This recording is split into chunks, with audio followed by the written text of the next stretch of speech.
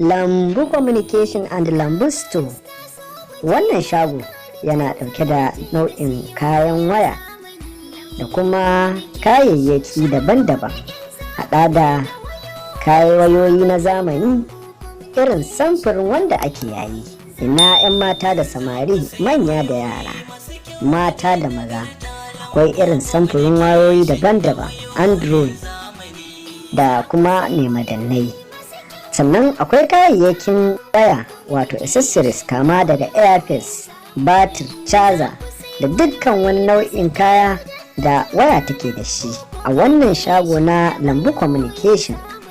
Haka kuma akwai kayayyaki daban-daban. Idan ka koma a bangare daban, akwai kayayyakin mai zuciya. Haka zalika idan ka koma a bangare daya, dukkan a cikin wannan shago na Lambu Communication ya tanadar muku da freezer domin samun abubuwa masu sanyi da kwantar da zuciya, domin Hausa ana cewa ruwa mai sanyi shi ya san inda rai yake. Lambu Communication ya tanadar muku da nau'in katin waya na kowane kamfani, kama daga MTN, Airtel, Etisalat da dai sauran katin wayoyi, dukkan a cikin wannan shago na Lambu Communication. Haka zalika a wani fannin kuma ga samfuri irin na dambun nama, kama da akwai wato dubulan, alkaki, bakilawa da dukkan wani nau'i na kaya irin na fulawa da ake sarrafawa, duka a cikin wannan shago na Lambu Communication.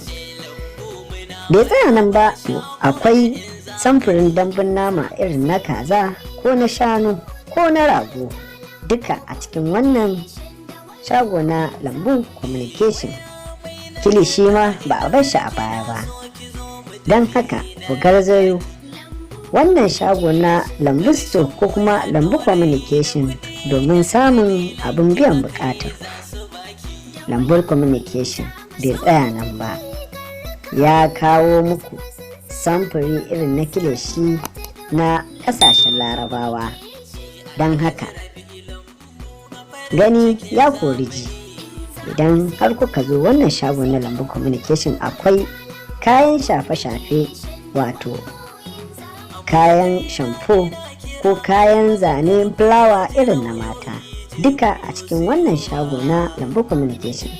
Haka bangaren kamshi turaruka ba a bar su a baya ba.